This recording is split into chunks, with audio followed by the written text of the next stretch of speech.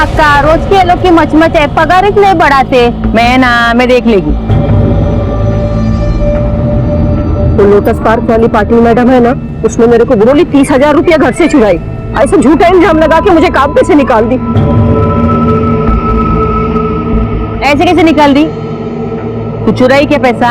आई शपथ अक्का, मैं कोई पैसा वैसा नहीं चुराई उसका। ठीक है तो छोड़ दे उसको, मैं तेरे को दूसरा घर का काम दिलाती हूँ। अक्का, उधर एक ही घर होता ना तो मैं भूल जाती थी, और वो अपार्टमेंट में मैं 5 घर में काम करती थी। अभी पाटिल मैडम ने ऐसा बोला ना सबको, तो सबने मुझे काम पे आने से रोक दिया। ऐसा चलेगा तो कैसा चलेगा अक्का? मेरा बच्चा लोग तो भूखा मर जाएगा ना। तू फिक्र न करू, मैं हूँ ना, मैं सबको बोल देती है। सुषमा को जिस घर से काम से निकाला है, उस घर में कोई भी काम के लिए नहीं जाएगा। नहीं जाएंगे, और अगर कोई गया तो अक्का के हाथ से बहुत मार खाएगा। समझा ना सबको? अक्का, उधर से काम करने के लिए अगर बाहर से किसी को बुलाया तो तेरे को उतना सोचने की जरूरत नहीं है उसके बारे में। मेरे होते हुए इधर बाहर का कोई भी टिक नहीं सकता है। समझा ना सबको? हाँ, चलो काम पे लग जाओ। बड़े शहरों की बड़ी चकाचौंध, बड़ी व्यस्तता, बड़ी रफ्तार। मुंबई ऐसे ही बड़े शहरों का सबसे बड़ा उदाहरण है, जिसके बारे में कहा जाता है कि ये शहर चलता नहीं, दौड़ता है। और इस रफ्तार को बनाए रखने में बहुत बड़ा हाथ है डोमेस्टिक हेल्प, यानी कि घर पर काम करने वाली बाई का। अगर इसमें विघ्न ना पड़े तो पता नहीं चलता, लेकिन अगर घर पर काम करने वाली बाई एक दिन भी छुट्टी पर चली जाए तो रफ्तार बेकाबू होकर रुकने पर पहुंच जाती है। उच्च और मध्यम वर्ग के लोग शायद इनके बिना अपनी जिंदगी सोच भी ना पाए।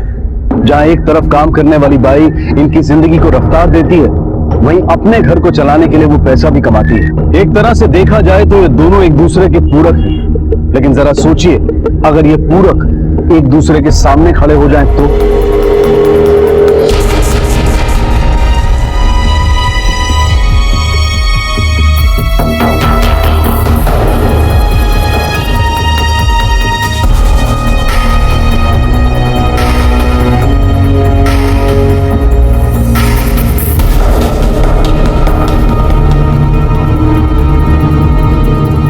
अरे हो कहाँ जा रहे हो? ये लोटस पार्क बिल्डिंग है ना? हाँ लोटस पार्क ही है। पर कहाँ जाना है? पाटिल मैडम की तरफ जाना है। पाटिल मैडम क्या, कहाँ है जाना है? वो घर का काम करने के वास्ते बुलाई है। कहाँ से आई हो? लातूर से। अरे बाप रे, इतना दूर से? यहाँ से राइट मारो, 10 माले पे लेफ्ट वाला फ्लैट पाटिल साहब का, जाओ। चल।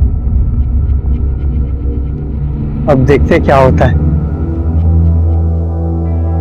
इधर तुम्हारी मौसी कहाँ रहती है?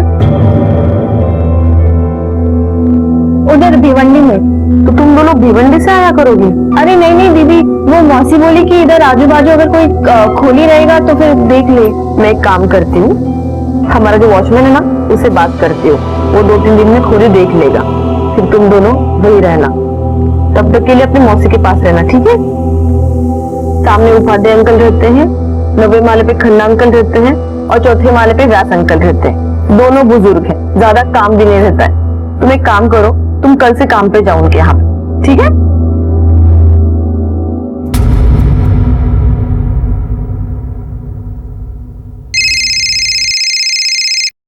हेलो, हाँ बोलो। अरे काहे इतना बोलती हो तुम?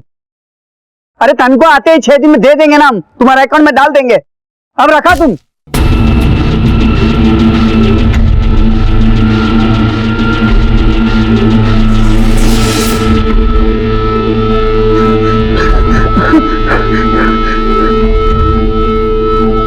उपाध्याय जी,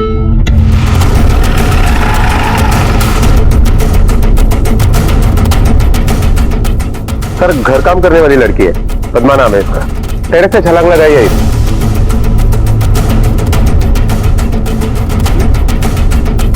यही बात है, इतने ऊपर से गिर के भी खून बहुत ही कम निकला है। मतलब लोखंडे, मतलब तो पोस्टमार्टम रिपोर्ट आने के बाद ही पता चलेगा। इसे गिरते हुए किसी ने देखा? हाँ सर, सोसाइटी का वॉचमैन है, उसने देखा। उसके घर वालों को खबर की? सही सर, ये मुंबई की रहने वाली नहीं है और इसके पास कोई मोबाइल भी नहीं है। फिर भी कोशिश करता हूँ। फटाफट खबर कर दो और वेडिंग की सीसीटीवी फुटेज भी ले लो। सर सीसीटीवी फुटेज के बारे में मैंने पहले ही पूछताछ की है, वो फुटेज नहीं मिल पाई थी क्योंकि सीसीटीवी कैमरा गए 2 महीने से बंद है। ये वॉचमैन से पता करो यहाँ का सेक्रेटरी कौन है।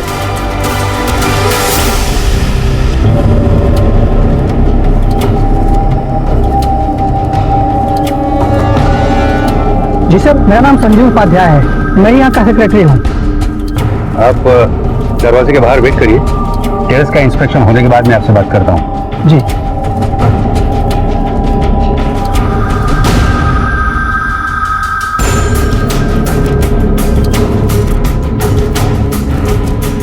शायद यहाँ से पूछिए। लोखंडे, एक्सपर्ट टीम को बुलाओ और यहाँ के फिंगरप्रिंट्स ले लो और बॉडी को पोस्टमार्टम के लिए भेज दो। ओके।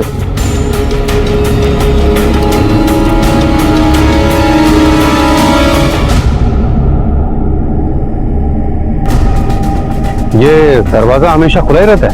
खुला ही रहता है साहब, ज्यादा कोई जाता नहीं है। ज्यादा कोई नहीं जाता, कम कौन जाता है? उपाध्याय साहब सुबह शाम जाते हैं सर मैं तो टहलने के लिए जाता हूँ। और कौन आता है टेरेस पे? साहब एक लड़का है जैन साहब का, अंकित, वो कभी चुपके दारू पीने के लिए ऊपर जाता है, लेकिन वो तो सिर्फ रात में ही जाता है साहब। और तुम नहीं जाते? जाता हूँ साहब, सुबह 10 बजे और शाम 4 बजे वो पानी का टाकी बंद करने, पर इतने दोपहर में 2:30 बजे तो कोई नहीं जाता साहब। ये पद्मा अकेले ही रहती थी? नहीं सर, उसकी एक छोटी बहन भी है। अभी ये लोग हफ्ते भर पहले गांव से आए हैं। क्या नाम है गांव का? लातूर की थी साहब वो, मैंने उसको रूम दिलाया था। कहाँ है वो छोटी बहन? पता नहीं सर, उसके रूम में ही होगी। अच्छा, ये पद्मा इस सोसाइटी में और किस किस के पास काम करती थी? सर मेरे यहाँ काम करते थे मिस्टर खन्ना, मिस्टर व्यास, मिस्टर चावला और मिस्टर रवि पाटिल के यहाँ भी काम करते थे साहब। वो पाटिल मैडम ने उसे मुंबई बुलाई थी। मिस्टर उपाध्याय, क्योंकि आप सोसाइटी के सेक्रेटरी हैं तो आपको पुलिस स्टेशन आना पड़ेगा। कुछ फॉर्मेलिटीज हैं वो आपको पूरी करनी पड़ेगी। जी। लोखंडे, मिसेस पाटिल को पुलिस स्टेशन बुलाओ और तुम ये वॉचमैन के साथ जाकर पद्मा की बहन को पुलिस स्टेशन ले। Okay sir. साहब एक मिनट साहब, ये गली में ये वाला साहब, ये पद्मा का रूम है।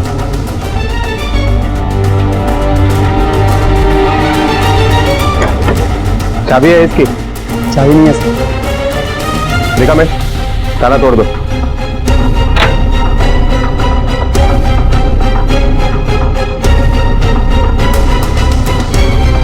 कमरा तो बहुत छोटा है। मालिक मैडम, बाथरूम में चेक करो। Yes sir.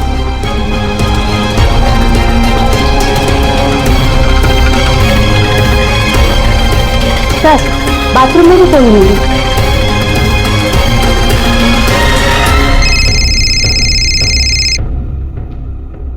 हाँ लोखंडे बोलो। सर, पद्मा की बहन घर पे नहीं मिली। देखो आसपास के लोगों से पूछताछ करो, हो सकता है वहां कहीं हो या फिर उन लोगों को पता हो। लोखंडे वो 10 साल की छोटी सी बच्ची है और मुंबई शहर में उसका इस तरह खो जाना उसके लिए बेहद खतरनाक हो सकता है। तो जितना जल्दी हो सके उसे ढूंढो लोखंडे। वो पद्मा उसकी छोटे बहन के साथ इधर ही रहती है ना? आज देखा है उसको? क्या मालूम साहब किधर गई, सुबह से तो देखा नहीं। साहब वो इधर कैसे मिलेगी, वो पद्मा उसको अपने साथ काम पे लेके जाती है ना। हाँ सर, मैंने ही पद्मा को गांव से बुलाया था। मेरी एक सहेली ने उसे भेजा था, पर अब मुझे ऐसा लग रहा है कि मैंने क्यों उस बेचारे को यहाँ पे बुलाया। पद्मा के पहले आपके पास कौन काम करता था? सुषमा करके बाई थी, पर हमने उसे काम से निकाल दिया था। झूठा इल्जाम लगा के मुझे काम पे से निकाल दी। क्यों निकाल दिया था? वो इसलिए क्योंकि एक दिन मैम साहब काम हो गया, जाती है मैं।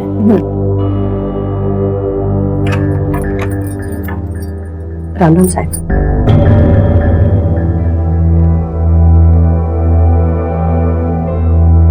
Okay okay, bye bye. Sushma. हाँ मैम साहब, एक मिनट।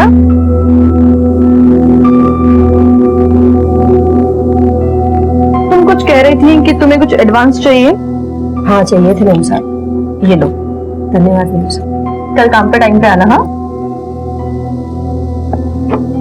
प्रियंका, प्रियंका, क्या हुआ? मैंने यहाँ 30,000 रुपए रखे थे, कहाँ गए? 30,000? मुझे तो पता भी नहीं आपने यहाँ पे 30,000 रखे थे। वो इसलिए क्योंकि तुम्हारा ध्यान नहीं है इस घर में। वो तुम्हारी सुषमा मेरे 30,000 रुपए चुराती है और तुम्हें कुछ खबर नहीं। वो जब काम करने घर पे आई थी तो आप घर पर ही थे ना? घर पर ही था मैं। रवि फिर वो कैसे पैसे चुराएगी? ढूंढते हैं, यहाँ के बदले ना आपने कहीं और रखे होंगे। देखो, मुझे अच्छी तरह याद है मैंने यहीं पे रखे थे। तुम्हारे भाई ने ही मेरे पैसे चुराए हैं। उसके बाद हमने उसे काम से निकाल दिया। आपने चोरी की कंप्लेंट पुलिस में की थी? नहीं, क्यों नहीं की थी? रकम बहुत ज्यादा नहीं थी, तो रवि ने सोचा कि क्यों पुलिस के चक्कर में पड़ना है।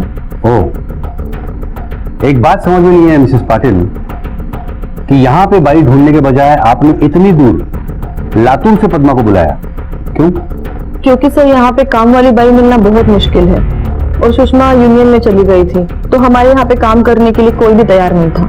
अजीब बात है, एक घर का काम छूटने से तुम्हारी बाई यूनियन में पहुंच गई। सर वो उस तरह की यूनियन नहीं है, इलाके की सारी काम वाली बाइयाँ एक साथ है, बस इतना ही है। और बात एक घर की नहीं है, हमारे बाद एक एक करके सबने उसे काम से निकाल दिया था। हफ्ते भर का काम मैंने खुद किया है, और मेरी ही नहीं, हम चारों के घर पे कोई काम वाली काम करने के लिए नहीं आ रही थी यूनियन के डर से। फिर मैंने अपनी पहचान से पद्मा को यहाँ पे बुलाया। 17 तारीख को पद्मा यहाँ पे आ गई, तब जाके हम सबको थोड़ी राहत मिली।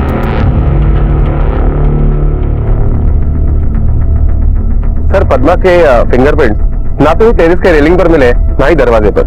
मतलब लोखंडे, पद्मा ने टेरेस से नहीं कहीं और से छलांग लगाई है, इस तरफ की किसी बालकनी से। या हो सकता है कि पद्मा ने छलांग लगाई ही नहीं हो, किसी ने उसे उठा के फेंक दिया हो। इसका मतलब ये खुदकुशी नहीं, कत्ल का मामला है। पुलिस को गुमराह करने के लिए कातिल ने दरवाजा खुला छोड़ दिया हो। लोखंडे, मिसेस पाटिल के मुताबिक कामोली बाइयों की यहाँ बहुत दहशत होती है। हो सकता है उनकी पिछली बाई सुषमा का इसमें कोई हाथ हो। सोन कामले, ये सुषमा को पुलिस स्टेशन बुलाओ। और लोखंडे, ये पद्मा की छोटी बहन का कुछ पता चला? सर, उसके बारे में मैंने उसकी बस्ती में, बिल्डिंग में काफी जगह पूछताछ की, लेकिन ना ही किसी ने उसे देखा है, ना ही उसके बारे में कोई चीज जानता है। उपाध्याय, चावला, खन्ना, इन सभी लोगों से पूछा, रवि पाटिल से भी पूछा, सिर्फ पूछा नहीं है तो मिस्टर एंड मिसेस व्यास से। क्यों? पर उन्होंने दरवाजा नहीं खोला।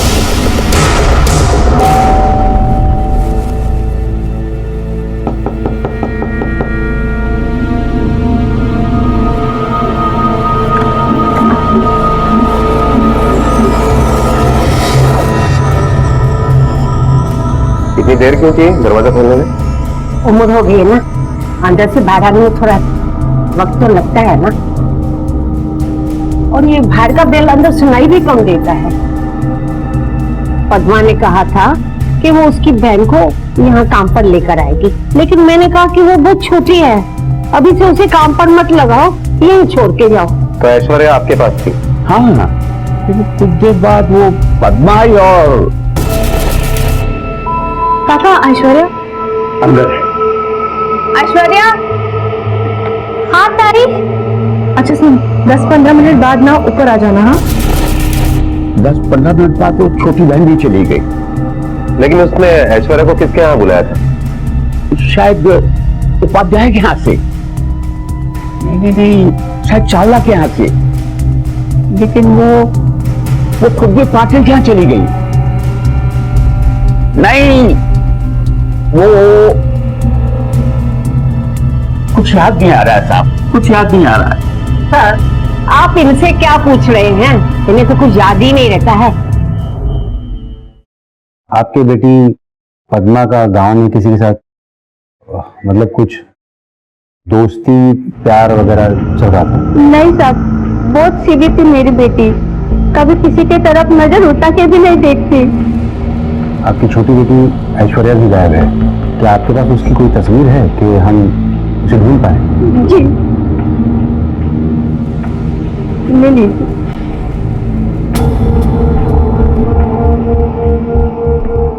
ठीक है, हमें जैसे ही इसके बारे में कुछ पता चलता है हम जरूर आपको बताएंगे। काफी पावरफुल है तू। हाँ, 5 घरों का काम किया गया तेरे हाथ से, तूने उस बेचारी लड़की को जान से मार दिया? मैं सताई थी उसको, मेरे पेट पे लात मारी करके पंसाब में बोलती है। मैं उसको नहीं मारी साहब। सताई थी मतलब? क्या किया था तूने उसके साथ?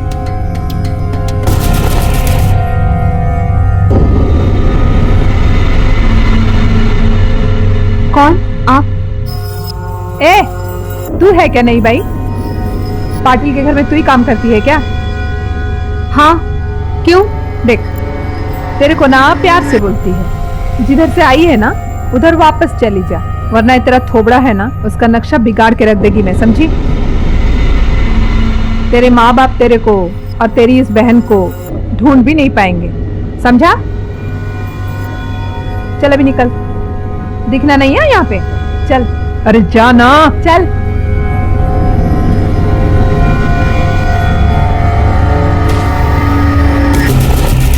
उम्र कम थी साहब उसकी, पनाकर बहुत बड़ी थी। मना करने के बावजूद दूसरे दिन फिर से काम पे पहुंच गई साहब। तभी हम लोग ने सोचा इसको डराने के लिए कोई दूसरा तरकीब निकालते। और जब वो तुम्हारी धमकियों से नहीं डरी तो तूने उसे टेरेस से नीचे फेंक दिया? नहीं साहब, मैंने ऐसा कुछ भी नहीं किया। दोपहर को 2 बजे 24 तारीख को कहां थी तू? कहां थी तू? साहब मैं उधर ही थी, लोटस पार्क में। पन्ना चावला मैडम के इधर गई थी मेरे काम के हिसाब का पैसा लेने के लिए साहब। हिसाब करने के लिए तुझे वही वक्त मिला था? सुबह नहीं जा सकती तू? चावला से हिसाब लिया या पद्मा से? साहब मैं सच बोल रही है। वो सुबह सुबह ना चावला मैडम के इधर नहीं खाई रहती है साहब। उसका दोनों छोकरा, दोनों बहू लोग काम पे जाता है, इसके लिए काय को इतना मचमच में जाने का करके मैं सोची दोपहर को जाने को साहब। एक तो तू सच नहीं बोल रही है और दूसरे जब तक पद्मा का कातिल पकड़ा नहीं जाता तो यहां से बाहर कहीं नहीं जाएगी। इसे यहीं बिठा के रखो। साहब मैं आपके हाथ जोड़ती है साहब ऐसा जुलूम मत करो साहब। मेरे घर में मेरे छोटे छोटे बच्चे पर उनको कौन देखेगा साहब? मैं सच्ची बोलती, मैं कुछ नहीं की साहब। यहाँ इस बिल्डिंग में कौन कौन सी भाई आती है काम के लिए? सब सुषमा और लक्ष्मी ही काम पे आते थे, और जब से सुषमा को काम से निकाल दिया तो लक्ष्मी आते थे। नहीं साहब, पद्मा को मैंने कभी कुछ भी नहीं किया साहब। वो तो यूनियन की डर की वजह से मुझे उनके साथ जाना पड़ता था साहब। जो भी कुछ किया ना वो सुषमा और कमरा अक्का ने किया साहब। उस दिन वो दोनों ने तो पद्मा के मुंह पर कालिक भी पोती थी।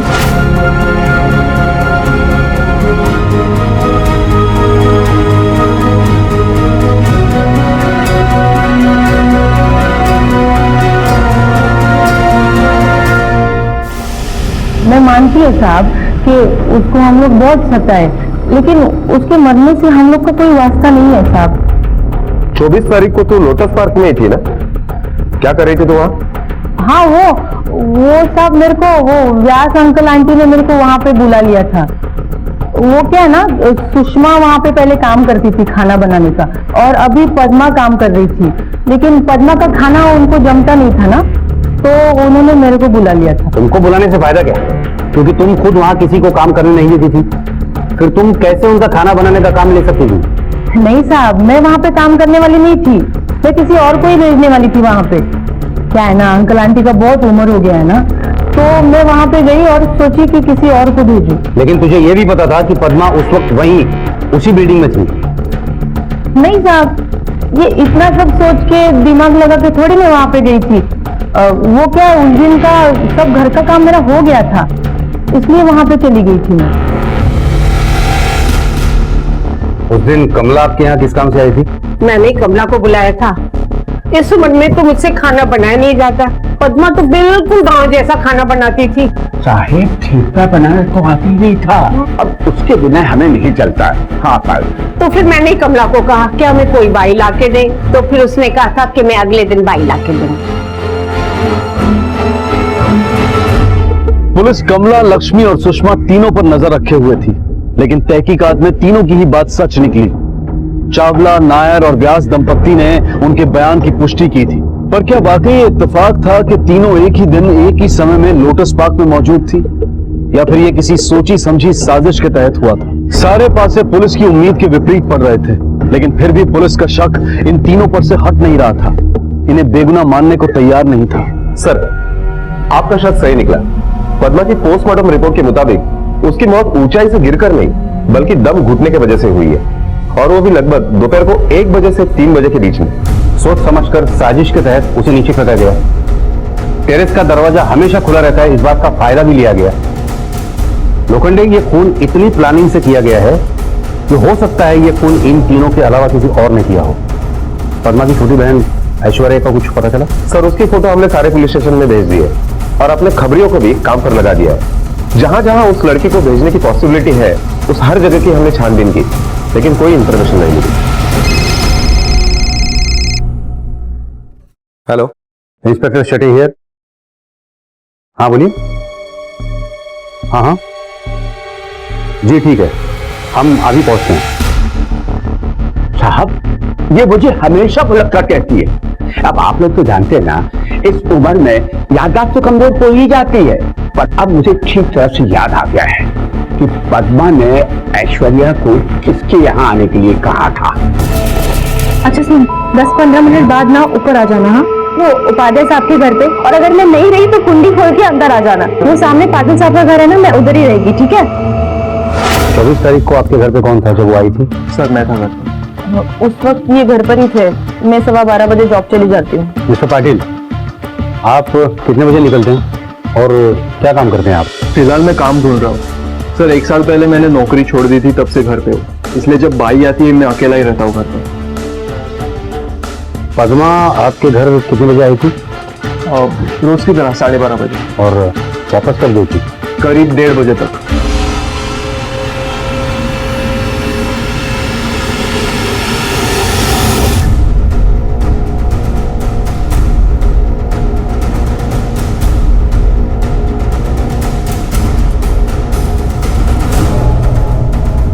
पद्मा जब आपके यहाँ घर के काम के लिए आती थी तो घर में कौन होता था? मेरी पत्नी होती थी, और उस दिन तो मैं ही था।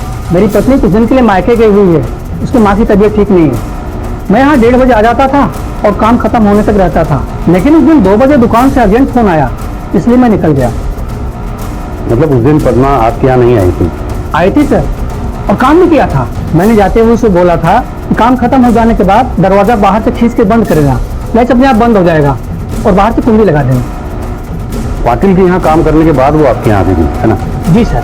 किस टाइप का आदमी है ये पाटिल? और सर, पाटिल वैसे तो आदमी बुरा नहीं है, पर पिछले 1 साल से उसके पास कुछ काम नहीं है, ज्यादा समय घर पे ही रहता है। और उस दिन 24 तारीख को मैं दुकान से 5 मिनट पहले आ गया था, लगभग 1:15 बजे। तो मैं अपने घर के अंदर जा रहा था, मैंने देखा कि पद्मा पाटिल के घर में थी।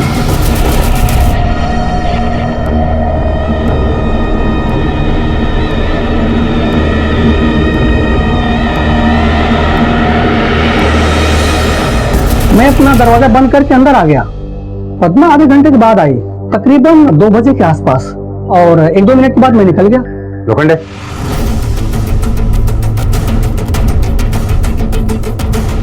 इस रवि पाटिल ने हमें पूरा सच नहीं बताया है। लगता है ये बोलेगा नहीं, उससे बुलवाना पड़ेगा। मैं काम करता हूँ, ये रवि पाटिल को थाने की सैर करवाने लेके जाता हूँ। तब तक तुम खन्ना और बाकी सब लोगों के फिंगरप्रिंट लेके चले आओ। Okay sir. सर, आप जैसा सोच रहे वैसा कुछ नहीं हुआ। ये उपाध्याय बेकार में मेरे ऊपर कीचड़ उछल रहा है। मैं तो बस उसे तसल्ली दे रहा था और कुछ नहीं। तसल्ली दे रहा था? किसने? सर, वो उस दिन परेशान थी, उसने मुझसे कहा था कि वो गांव जाना चाहती है। साहब, मेरे को आपसे एक बात करनी थी। बोलो। साहब, मेरे को यहाँ पे और काम नहीं करने का है, मैं वापस गांव जा रही है। क्यों? यहाँ इलाके के सारे भाई मेरे को बहुत परेशान करते हैं साहब, मेरा मुंह भी काला कर दिया। मैं यहाँ पे और नहीं रह सकती साहब, मुझे जाना है साहब। तुम रो क्यों रही हो? ऐसे डर कर भागना थोड़ी चाहिए। हम सब लोग भी तो है ना यहाँ पर, कोई कुछ नहीं करेगा तुम्हें, ठीक है? देखो, तुम रोना बंद करो, ओके? जाओ अंदर जाकर मुंह बंद करो। मतलब तुझे उस पर तरस आ गया, तुमने उसको तसल्ली दी, उसके आंसू पोछे, उसका भरोसा हासिल कर लिया, और जब उसने तुम पे भरोसा कर लिया तुमने उस भरोसे का फायदा उठाने की कोशिश की। नहीं सर, ऐसा कुछ भी नहीं हुआ।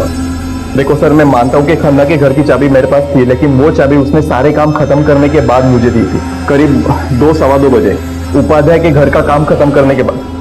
साहब, ये खन्ना साहब की चाबी है, उन्होंने आपको देने को बोला था। तो तुमने पक्का सोच लिया गाँव जाने का? हाँ साहब, वो आप दीदी को भी बोल दो कि कल से मैं नहीं आएगी। चाबियां तो पद्मा ने तुझे 2:15 बजे दी थी। उस वक्त तो उपाध्याय भी जा चुका था। उस वक्त पूरा फ्लोर खाली था।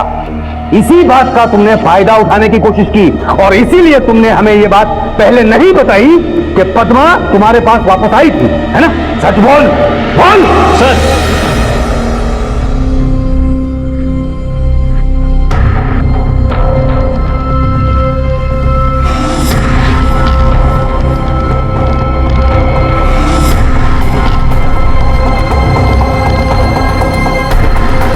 सर ये बदबू यहीं से आ रही है।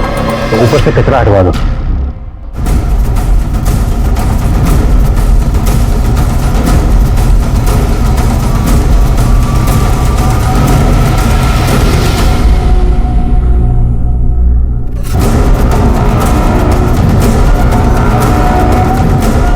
मिसेस पाटिल,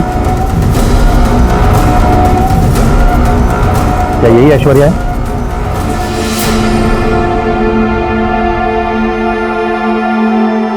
हाँ सर। लोखंडे, इसकी मां को खबर कर दो। Yes sir.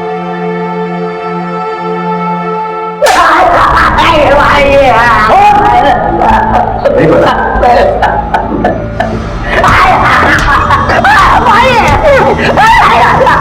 नहीं पता था वहां कहां से आए। बारिश शुरू होगी ना तो कचरे से बदबू और गंद फैलेगी, इसलिए मैं वहां सफाई करने गया था। बारिश शुरू होने में तो अभी टाइम है और तुझे अचानक से साफ सफाई का ख्याल है? हाँ, वो सामान तो कब से पड़ा था वहां पे? सच बता, ऐश्वर्या को तूने ही मार कर वहां रखा था ना? नहीं सर, सच में कहा, मैंने नहीं मारा साहब। नहीं मारा। बस करो, अंदर कर दो इसको। कुछ दिन अंदर सड़ेगा तो अपने आप सच उगलेगा, फिर वो भी बताएगा जो अब तक नहीं बताया। सिर्फ एक बात बताना भूल गया था अभी सर, दिमाग से उतर ही आता था। कोई नई कहानी बताएगा हमें घुमाने के लिए? सर वो पद्मा है ना, 3-4 दिन से एक लड़के के साथ वो गली में बिल्डिंग है ना साहब, उधर चाय की टपरी में साथ चाय पीते थे। कौन था वो लड़का? जानता नहीं हूँ साहब।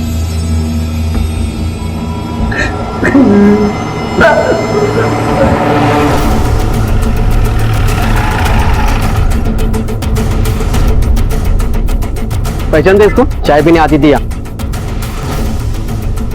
हाँ साहब, राजेश के साथ में आई थी 4-5 बार यहाँ। कौन राजेश? कहाँ रहते ये? कौन था ये राजेश? पद्मा इसे कैसे जानती थी और उसका इससे क्या वास्ता था? क्या राजेश का पद्मा के कत्ल से कोई ताल्लुक था? पुलिस ने इस दिशा में अपने कदम आगे बढ़ाए थे और साथ ही पद्मा की मां के फोन कॉल रिकॉर्ड्स भी मंगवाए थे। ऐश्वर्या का खून किसने और क्यों किया था? और अगर पद्मा को टेरेस से नहीं फेंका गया था तो ऐश्वर्या की लाश को क्यों और कौन टेरेस पर बेकार सामान के नीचे छुपा गया था? ऐश्वर्या की लाश मिलने के बाद पुलिस पर दबाव बढ़ गया था। पुलिस की एक अदद उम्मीद थी फिंगरप्रिंट्स रिपोर्ट, जिसका वो इंतजार कर रहे थे। सर, लोटस पार्क से मिले हुए फिंगरप्रिंट्स की रिपोर्ट आ गई है। क्या है रिपोर्ट में? सर, खन्ना के घर के बालकनी में पद्मा के फिंगरप्रिंट्स नहीं मिले, सिर्फ घर वालों के मिले। हो सकता है कि 3-4 दिनों में मिट गए हों। आगे देखो। सर, उपाध्याय के घर के बालकनी में भी पद्मा के फिंगरप्रिंट्स नहीं मिले, लेकिन किसी अननोन शख्स के फिंगरप्रिंट्स जरूर मिले, जो ना ही पद्मा के हैं ना ही उपाध्याय के घर वालों के। मैंने जाते हुए उसे बोला था कि काम खत्म हो जाने के बाद दरवाजा बाहर से खींच के बंद करेगा, लाइट अपने आप बंद हो जाएगा। लेकिन उपाध्याय के घर की चाबी किसी के पास नहीं थी और उपाध्याय भी जा चुका था और पद्मा के निकलने के बाद दरवाजा खोला नहीं जा सकता। सर, हो सकता है कि ऐश्वर्या उपाध्याय के घर पे पहले से ही मौजूद हो और जब चाबी देने के लिए पद्मा गई हो तो उसे ढूंढते हुए ऐश्वर्या भी वहां पहुंची हो। लेकिन यह भी हो सकता है कि रवि पाटिल ने उपाध्याय के घर जाकर पद्मा पर जबरदस्ती करने की कोशिश की हो और पद्मा को ठिकाने लगाते हुए उसे ऐश्वर्या ने देख लिया हो तो उसे भी मारना पड़ा हो। बिल्कुल हो सकता है। लोखंडे, ये रवि पाटिल के फिंगरप्रिंट्स भी ले लो और साथ में उस वॉचमैन के और उन तीनों के, कमला, सुषमा और लक्ष्मी के भी ले लो और जितनी जल्दी हो सके रिपोर्ट मंगवा लो। Okay sir. सर, वो लड़के को थाने लेके आइए। राजेश नाम है इसका। चल, सीधा खड़ा रहा है। मेरी ऐसी कोई पहचान नहीं थी पद्मा से। मतलब 2-4 दिन पहले पहचान हुई थी उससे। अच्छा, मतलब 2-4 दिन की जान पहचान से तू उसे रोज चाय पिलाने ले जाने लगा। ऐसे कितने लोगों को चाय पिलाता है तू रोज? सब सिर्फ पद्मा को। मतलब मैं उसके ऊपर नजर रख रहा था क्योंकि मैं उसको बचाना चाहता था। बचाना चाहता था? किससे? अपने आई से। वो उसके ऊपर गुस्सा थी ना साहब। अपने आई से क्यों बचाना चाहता था? क्या नाम है तेरी आई का? कमला। मैंने एक दिन आई की बातें सुनी। वो सब लोग है ना पद्मा के बारे में बात कर रहे थे। अभी तक वो पद्मा अपने गांव भी पहुंच गई होगी। अभी देखना तेरी पाटिल मैडम कैसे नाक रगड़ते आएगी तेरे सामने। काम पे वापस आजा करके बोलेगी, देख तेरे को। अक्का, सही अक्कल सिखाई तूने वो पद्मा को। अरे मेरा काम छीनने चली थी चुड़ैल कहीं की। सब मैं उसको देखने चला गया। मतलब कौन लड़की है बोल के।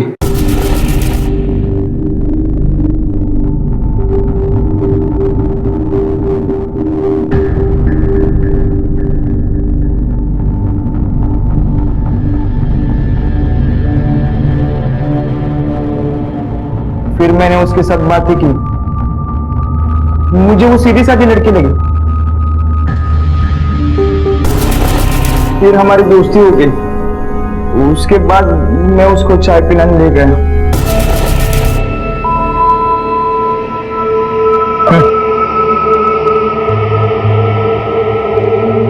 तुम घर जाने के लिए जहाँ से बस पकड़ते हो ना, वहाँ से मत पकड़ना। मैं तुम्हें दूसरा बस स्टॉप दिखाता हूँ, वहाँ से जाना। क्यों?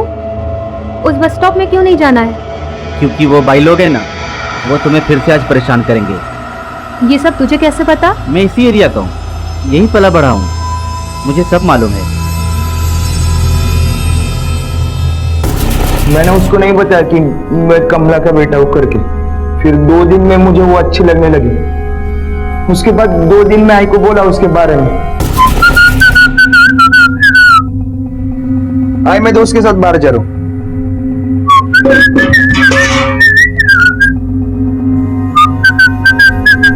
काय रे पोरगी पटली काय कुठली तुला? ना मुझे आदमी पटली नहीं, लेकिन तुम लोग ने उसे इधर टिकने दिया ना तो पट जाएगी। किसके बारे में बात कर रहे रे तू?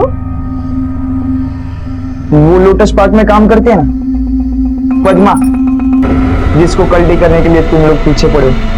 मैं क्या बोलता हूँ आपका, मतलब उसे छोड़ दो ना। कल के लिए पीछे पड़े नहीं, मतलब सुन भाई समझ कर छोड़ दो। कैसे बात कर रहा है रे आपका से तू? बेशरम कहीं का। अरे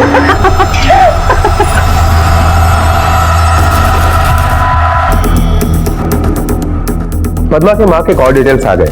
24 तारीख को पद्मा की मां के मोबाइल पर इस नंबर से कई बार फोन किया गया, लेकिन फोन किसी ने रिसीव नहीं किया। और ये फोन कॉल्स कितने बजे किए गए हैं? सर 2:15 से लेकर 2:25 के बीच में। इसका मतलब रवि पाटिल को खन्ना के घर की चाबी देने के बाद पद्मा वापस यहाँ गई थी, और इस घर की चाबी तो पद्मा के पास नहीं थी।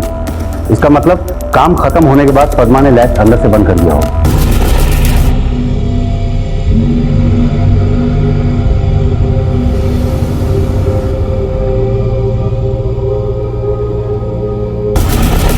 और उसके बाद खन्ना के घर की चाबी देने के लिए वो पाटिल के घर गई थी, और वापस आकर उसने कॉल किया।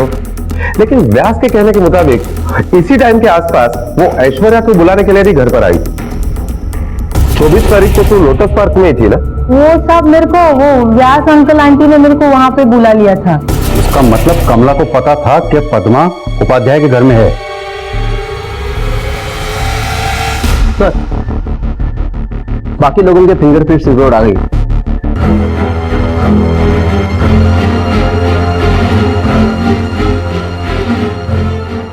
हमारा शक सही निकला। साहब मैं सच बोलती हूँ, मैं क्यों मारेगी उस गरीब लड़की को?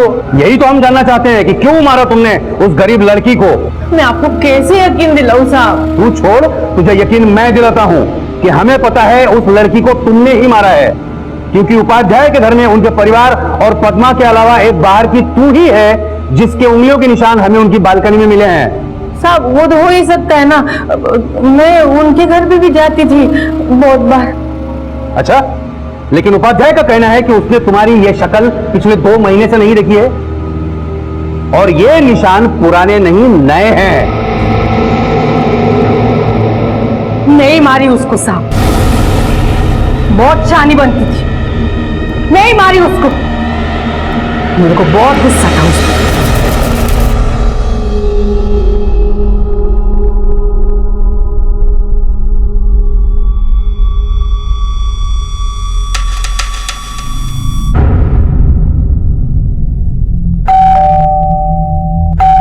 हाँ हाँ आ रही है।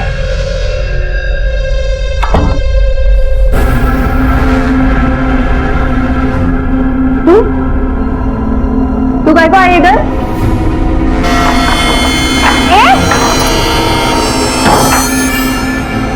तू क्या येड़ी समझती है मेरे को? हाँ, कल को मेरे पीछे पड़ी है, क्या बिगाड़े में तेरा? हाँ, क्या बिगाड़ी है तू? अरे सब खत्म कर दी मेरा तू। तेरे को मालूम है तुम बाई लोगों में मेरी कितनी इज्जत थी, अब सब मेरे को बोलती है कि कमला अक्का से एक गांव की छोकरी नहीं संभली। हाँ, मैं मजाक उड़ाती है और अभी तुम मेरे बच्चे को झांसा दे रही है अपना काम निपटाने के लिए। तेरे को क्या लगता है मैं उन लोगों को ये बोलने का और एक मौका दूंगी कि कमला जिससे हारी उसी को अपनी बहू बना ली? हाँ, मैं जानबूझ के टेरेस का दरवाजा खुला करके आई थी ताकि पुलिस आए और पुलिस को लगे कि पद्मा टेरेस से कूदी मारी। ये तेरे जैसे गुनहगार जहां सोचना छोड़ देते हैं ना, पुलिस वहीं से सोचना शुरू कर देती है। जुर्म चाहे कोई भी हो, देर सवेर तक पुलिस के नजर में आ ही जाता है, समझे तू? पद्मा एक गरीब छोटे से घर की बड़े सपने देखने वाली लड़की थी। जिन सपनों को देखते हुए वो मुंबई आई थी, उन सपनों को अधूरा लिए ही वो इस दुनिया से रुखसत हो गई। हक, जबरदस्ती और इल्जाम का ताना बाना कुछ ऐसा बुना और कुछ ऐसा उलझ गया कि कौन सही है और कौन गलत ये कहना मुश्किल हो गया। पहली गलती की रवि पाटिल ने चोरी का इल्जाम लगाकर, क्योंकि अगर वो वाकई में चोरी थी तो उसकी रिपोर्ट पुलिस में की जानी चाहिए थी। दूसरी गलती की सुषमा और उसकी स्वनिर्धारित यूनियन ने अपना बदला एक ऐसी लड़की को तंग कर उसे भगा कर लिया जिसकी कहीं कोई गलती नहीं थी। प्रियंका पाटिल की पैसा दो और काम कराओ वाली सोच और कमला के पावर के वहम के खेल में पद्मा दांव पर लग गई और इसका खामियाजा ऐश्वर्या को भी अपनी जान देकर चुकाना पड़ा। कमला को पद्मा और ऐश्वर्या के कत्ल के जुर्म में उम्र कैद की सजा सुनाई गई है, लेकिन पद्मा और ऐश्वर्या की मां अब तक इस गम से उभर नहीं पाई है। अपने अधिकारों को लेकर सजग होना बहुत अच्छी बात है, लेकिन दूसरों के अधिकारों को छीनना या दबाना बिल्कुल गलत है और उतना ही गलत है किसी के अत्याचार को सहना। अगर पद्मा ने सही वक्त पर आवाज उठाई होती तो शायद आज पद्मा और उसकी बहन ऐश्वर्या जिंदा होते। कभी किसी की मजबूरी या सामाजिक ओहदे की वजह से उसका आदर अनादर नहीं करना चाहिए। इंसान भगवान की बनाई हुई सबसे खूबसूरत चीज है और हर इंसान को यह बात समझनी चाहिए, दूसरों की भावनाओं का आदर करना चाहिए। अब मैं अनूप सोनी आपसे विदा लेता हूं, फिर मुलाकात होगी अगले एपिसोड में और खुलासा करेंगे एक और जुर्म का। तब तक अपना और अपने परिवार का ख्याल रखें और देखते रहें क्राइम पेट्रोल डायल 100। सबक एक को सीख हम सबको। जय हिंद। रोज रोज नहीं एवी झंझट। अमिता बेन, तुम्हारा डस्टबिन मेरे घर के सामने है। अमिता बेन, तुम्हारा कारपेंटर आके पूरा कचरा करके जाता है। अरे सोसाइटी में रहना है तो थोड़ा तो एडजस्टमेंट करना ही पड़ेगा ना। अरे संभाल के अमिता बेन। है अब पानी लाल केम छे? अरे नल खुला रह गया होगा। अरे पर पानी लाल कैसे है? इस वक्त घर में कौन होता है? उनकी बेटी या काम वाली बाई रहती है ना। बेल बजाइए जरा। खोलिए, दरवाजा खोलिए। मुझे लगता है कुछ ना कुछ गड़बड़ जरूर है। एक्स्ट्रा चाबी है ना किसी के पास? हाँ है ना मिसेस शर्मा के पास। मिसेस शर्मा, ये देखिए आपके पास एक्स्ट्रा चाबी है ना? प्लीज लाइए ना जरा। और शरद जी को और जानवी जी को कॉल किया? आ रहे। प्लीज खोलिए। ओह गॉड, जानवी जी आ गई। आ गई। अरे शरद जी भी आ गए। हाँ वो भी आ गई।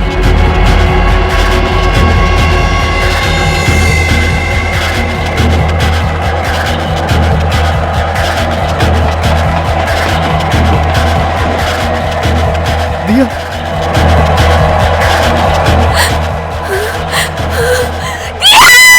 मेरी बच्ची।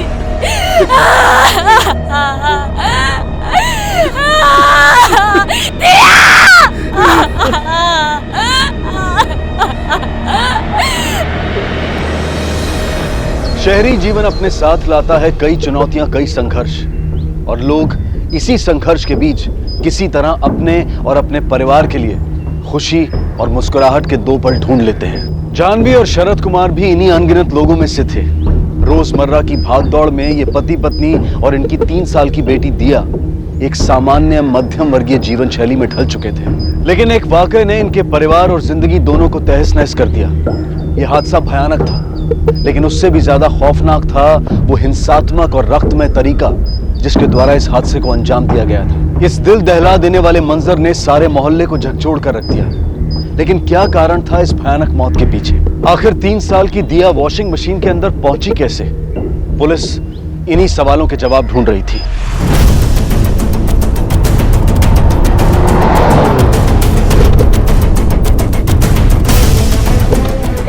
दिया क्यों नहीं उठ रही है? मुझसे बात क्यों नहीं कर रही है? शरद बोलो ना, ये क्यों नहीं उठ रही है? जानवी प्लीज। प्रॉमिस मामा, आपके बाद आपको कभी छोड़ के नहीं जाएगी। जानवी, एक बार बात करो। मिस्टर कुमार, दिया बात करो ना। I am sorry, I know आपके ऊपर क्या बीत रही है, पर कुछ सवाल है जो दिया मम्मा परेशान हो रहे, प्लीज एक बार बात करो। शायद देखो ना ये बात पे मम्मा आपकी बात आपको कभी छोड़ के नहीं जाएगी। शायद देखो ना क्यों नहीं बात कर रहे हैं, मम्मा से क्यों नहीं बात कर रही है? शायद क्यों नहीं बात कर रही है? सर, कमरे से कुछ और फुटप्रिंट्स मिले। ठीक से चेक करो, बाकी कमरों में भी देखो कुछ और मिलता है तो। ठीक है सर। तो पता लगाओ कुछ छोटे से। आखिरी बार आपने दिया को कब देखा था? शायद आज सुबह ऑफिस जाने से पहले। शरद तुम्हारा नाश्ता तैयार है। आया आया आया। यार फिर पराठे? तुम्हें कुछ और बनाना नहीं आता है क्या? हाँ, मुझे केचप दो।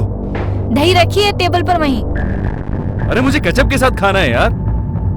तुम्हारी तो हमेशा से किचकिच। दिया इधर आओ। फिर केचप लेके बैठ गई। इधर आओ मम्मा के साथ। चलो बेटा जल्दी आओ। अरे अच्छा चलो नाश्ता कर। चलो चलो चलो चलो चलो। Good girl. ये लो आ जाओ, बैठो यहाँ पे बैठो। जल्दी। हम साथ में ब्रेकफास्ट करेंगे। ओके जल्दी मैं लेके आ रही हूँ आपके लिए ये लो। पराठा।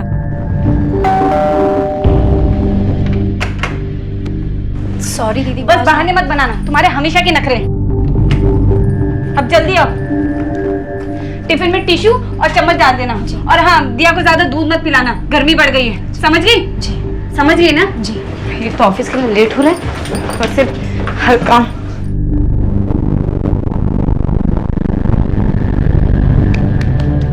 जानवी, मेरा हो गया, चल रहा है साथ में। अरे हूँ क्या यार, वी गेटिंग लेट, जल्दी तैयार हो। आ रही हूँ भाई। ओके बाबा, पापा अब शाम को मिलेंगे। ओके चलो हाँ, टिफिन दो। चलो बाय। उसका ध्यान रखना पिंकी।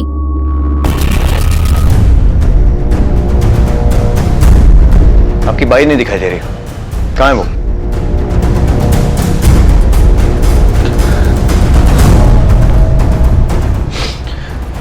पता नहीं सर, हमने भी उसे नहीं देखा है। देखिए मिस्टर कुमार, दिया के साथ जो हुआ वो एक्सीडेंट तो बिल्कुल नहीं था। आपकी किसी से कोई दुश्मनी या किसी पर शक? शरद भाई साहब, ये देखिए देखिए जानवी ने क्या किया। जानवी, जानवी तुमने क्या किया?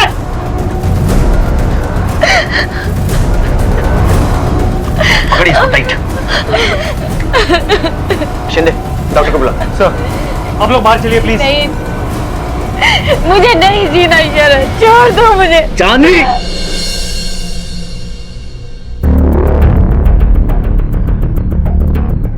सर ये तो क्लियर रॉबरी का मामला है, पूरा घर बिखरा हुआ है। और काम वाली बाई गायब है। इतना सब हो गया लेकिन वो कहीं भी आसपास दिखाई नहीं दी, जबकि बिल्डिंग वालों के हिसाब से इस टाइम पे वो घर में ही रहती है। सर एक तो ये हो सकता है कि वो ये सब देख के घबरा के भाग गई, या तो फिर इसका पूरे चक्कर में कुछ ना कुछ लेना देना है। एक बात तो श्योर, 100% इसके पास हमारे कई सवालों के जवाब होंगे। शिंदे एक काम करो, सबसे पहले इस काम वाली बाई पिंकी को ट्रेस करो और उसके बाद ये पता लगाओ कि घर में जबरदस्ती घुसने के कोई निशान है या नहीं। पहले इस चोरी के एंगल को इन्वेस्टिगेट करते हैं। खबरियों से पता करो कोई लोकल चोर है क्या जिसका वायलेंट बैकग्राउंड है। हो सकता है चोरी के दौरान कोई गड़बड़ हुई हो और बौखलाहट में चोर ने बच्ची को बेरहमी से मार दिया। सर बिल्कुल, मुझे तो लगता है ये रॉबरी का ही केस है। देखिए, ऐसे माहौल में हमें सिक्योरिटी तो टाइट करनी ही होगी। इसके लिए चाहे एक गार्ड का खर्चा और हो जाए। आप लोगों की क्या राय है? ठीक है, सही बात है। साहब, वो उस वक्त टॉयलेट गया था, मैं शायद तभी गया था। कोई सोसाइटी में आता है और इतना बड़ा क्राइम करके चला जाता है और तुम उतना वक्त टॉयलेट में होते हो, सोते हो क्या टॉयलेट में? सॉरी साहब, शायद ध्यान नहीं दिया होगा मैंने। उनके घर की जो नौकरानी है पिंकी, जानते हो ना उसे? उस दिन क्राइम के बाद कभी दिखाई दी तुम्हें? नहीं। जानते नहीं हो या दिखाई नहीं दी? मतलब पता नहीं साहब।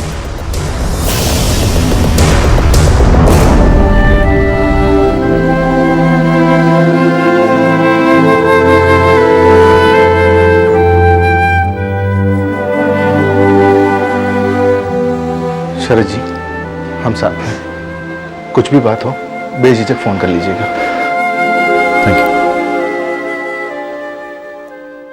मिस्टर शरद कुमार। सर कुछ पता चला? देखिए, फिलहाल तो ये मामला चोरी का लग रहा है, लेकिन उसे कंफर्म करने के लिए भी हमें आपकी मदद की जरूरत है। आपने चेक किया घर में कि कुछ सामान गायब है क्या? कीमती चीजें, कैश, ज्वेलरी वगैरह? अभी तक नहीं सर। देखिए, जब तक ये पता नहीं लगेगा तब तक हम चोरी की इन्वेस्टिगेशन भी शुरू नहीं कर सकते। आपके घर में किसी भी तरह की फोर्स एंट्री का कोई निशान नहीं मिला है। इसका मतलब ये है कि या तो चोर के पास चाबी थी या फिर किसी अंदर वाले ने ही उसे आने दिया। हमें आपकी सर्वेंट पिंकी पर शक है, लेकिन वो गायब है और सोसाइटी में जो उसका एड्रेस है वो टेम्परेरी था। तो आपके पास उसका कोई एड्रेस या कुछ कॉन्टैक्ट वगैरह है? No sir. याद कीजिए, शायद बातों बातों में उसने कुछ अपने गांव का नाम या कोई भी बात बताई हो। Sorry sir. देखिए, इस केस के सॉल्व होने के लिए पिंकी का मिलना बहुत जरूरी है। वॉचमैन। क्या कहा आपने? वॉचमैन से पूछिए, वो जरूर जानता होगा। उसका और पिंकी का चक्कर चल रहा था। मैं तो खुद पिंकी को यहाँ से काम से निकालने वाली थी। चिपके रहते थे दोनों के दोनों सोसाइटी के किसी कोने में। उस दिन भी वही कर रहे होंगे। वहाँ मेरी बच्ची आगे।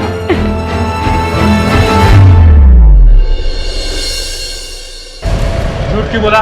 हाँ, क्या सोचा पुलिस को टोपी पहनाएगा? मुझे तो पहले से ही शक था कि तू झूठ बोल रहा है। बता, झूठ क्यों बोला? पहले पिंकी के साथ मिलकर चोरी की और उसके बाद दोनों ने मिलकर उस बच्ची को मार दिया, है ना? नहीं साहब, हम दोनों ने कुछ नहीं किया साहब। देख, बच्ची के मर्डर का मामला है तो हमें पूरी छूट मिली हुई है। जितनी बेरहमी से उस बच्ची को मारा गया है ना, उतनी ही बेरहमी से तुम दोनों से उगलवाऊंगा। तो अगर तूने किया है ना तो सीधे सीधे बता दे, वरना ये जो वॉचमैन की लाठी लेकर घूमता है ना, इससे डबल भारी पुलिस का डंडा है। देखना चाहता है कैसे पड़ता है? शिंदे। बताता हूँ सर। उस दिन हम दोनों, पिंकी और मैं, रोज की तरह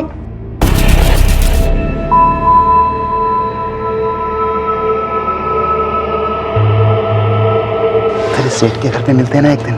क्यों? कभी तो तेरे साथ हैं, मुलायम बिस्तर पर, नरम नरम गद्दे पर, हैं? अरे इधर कोई देख लेगा ना तो डर लगता है क्या? अरे पकड़े जाने का डर हो तो और मजा आता है। करने की तनख्वाह मिलती है तुझे? तेरी लापरवाही की वजह से उस बच्ची की जान गई। शर्म आती है तुझे? एड्रेस दे पिंकी का। सच में साहब, हम दोनों को कुछ नहीं पता। एड्रेस दे, वरना एक और चार्ज लगाऊंगा गुनाहगार को बचाने का, और फिर सजा डबल।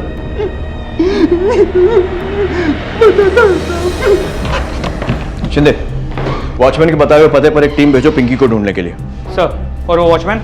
फिलहाल के लिए छोड़ दो, लेकिन नजर रखना, अगर झूठ बोल रहा है तो कोई ना कोई गलती जरूर करेगा। अच्छा, खबरियों से आसपास के चोरों के बारे में कोई खबर मिली? सर, हम कोशिश कर रहे हैं। एक बार मिस्टर एंड मिसेस शर्मा के घर से क्या चोरी हुआ है वो पता चले तो हम उस सामान को डायरेक्टली ट्रैक कर सकते हैं। डोंट वेट, इस घटना ने एरिया को हिला दिया। इससे पहले कि लोगों में डर और बढ़े, हमें इन्वेस्टिगेशन तेज करनी पड़ेगी, कातिल को ढूंढना पड़ेगा। इन्फॉर्मेशन आएगी और आती रहेगी, लेकिन इन्वेस्टिगेशन उसी स्पीड से चलना चाहिए। Is that clear? Sir, police का मानना था कि इस वारदात के पीछे का मूल कारण चोरी ही था, और इसी संदेह पर आधारित जांच उन्हें पिंकी के गांव ले गई, जहां आखिर पिंकी उनके सामने आई और उसे तुरंत पूछताछ के लिए मुंबई लाया गया। मेरा यकीन कीजिए साहब, देवा शपथ साहब, मैंने कुछ नहीं किया। मैं तो दिया बेबी को बहुत प्यार करती थी। बस रोज आधे घंटे के लिए विनय को मिलने जाती थी। उस दिन भी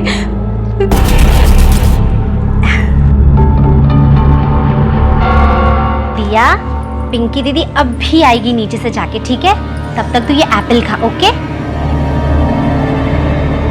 और फिर मैं नीचे गई।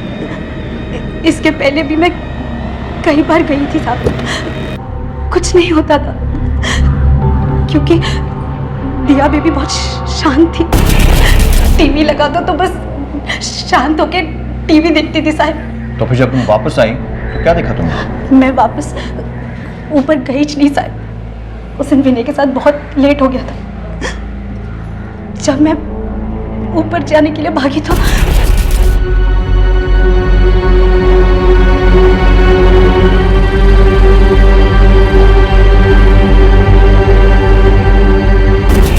बस इतना ही पता है साहब। मेरा यकीन कीजिए, मैंने कुछ नहीं किया। लापरवाही तो की और उसका केस भी दर्ज होगा तुम पर। नहीं साहब, मैंने कुछ नहीं किया। मुझे छोड़ दीजिए साहब, मेरी बात का विश्वास कीजिए, मैंने कुछ नहीं किया। सर शिंदे, सवाल ये उठता है कि उस घर का दरवाजा खोला किसने? क्योंकि वो बच्ची तो अपने आप अंदर से दरवाजा खोल नहीं सकती। इसका मतलब जो भी घर के अंदर घुसा शायद उसके पास चाबी थी। और फिर वो बेडरूम में मिले पैरों के निशान, वो किसके? खबरियों से कोई इन्फॉर्मेशन? सर खबरियों से जो भी नाम मिले हैं हमने उन्हें राउंड अप कर लिया है। एक काम करो, एक एक करके उन सबको इंटरोगेट करो और बेडरूम में मिले पैरों के निशान उनके फुटप्रिंट से मैच करो। सर तुम लोग यहाँ पहले भी आ चुके हो, जानते हो ना अगर मेरी सनक गई तो क्या होता है? बताओ किसका काम है ये? साहब ये सब छोड़ दिया साहब, सब सच बोल रहे हो साहब, नहीं पता साहब। तो अरे साहब ये सब मुझे भी नहीं मालूम साहब, ये सब सुन के तो मैं भी डर गया साहब। और छोटे रिचार्ज तेरा क्या है? साहब मेरे को भी नहीं मालूम। नहीं मालूम? नहीं, किसी को नहीं मालूम। इनके फुटप्रिंट्स ले लो मैच करने के लिए। ठीक है साहब। फिलहाल पिंकी पर लापरवाही का केस फाइल किया है, लेकिन उन दोनों की बातों से लगे ही रहा है कि वो सच बोल रहे हैं। हमने कुछ और लोगों से भी पूछताछ की है जिनका चोरी का पुराना रिकॉर्ड रहा है, लेकिन उनका भी इस केस से कोई लेना देना नहीं है। हमें शक है कि शायद कोई अंदर का आदमी इन्वॉल्व है। अंदर का? आपके घर में कहीं पर भी जबरदस्ती घुसपैठ का कोई निशान नहीं है। अब या तो अंदर से दरवाजा खोला गया था या फिर जो भी अंदर आया था उसके पास एक चाबी थी। मोहन?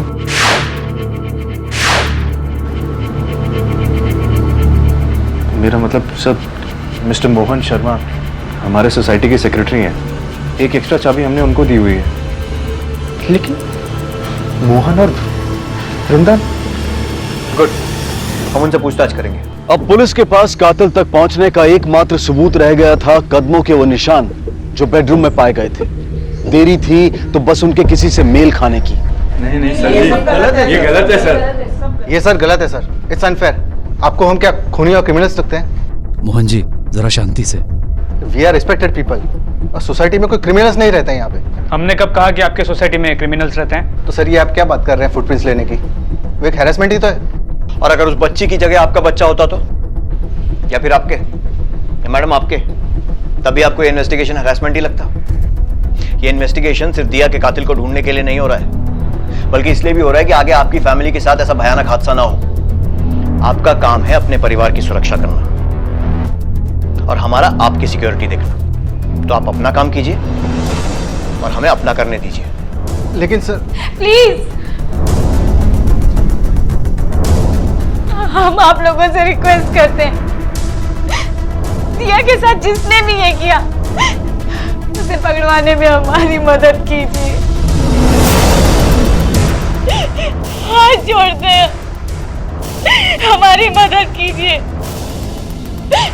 दिया के कातिलों को पकड़वाने में।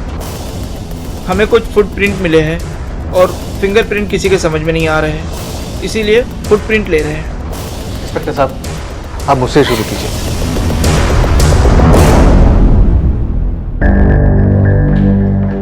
सर, कुमार के बेडरूम में मिली फुटप्रिंट एक लड़के के फुटप्रिंट से मैच होती है। सर मैंने कुछ नहीं किया। कुछ नहीं किया है तो मिस्टर एंड मिसेस कुमार के घर में तुम्हारे फुटप्रिंट्स कैसे मिले? सर वो मैं हमेशा जाता हूँ, जब पिंकी बिना से मिलने नीचे जाती थी तब। क्यों जाते थे?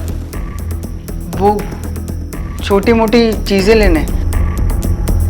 सर वैसे भी वो पिंकी तो गायब हो जाती थी, तभी मैं ही दिया पर नजर रखता था।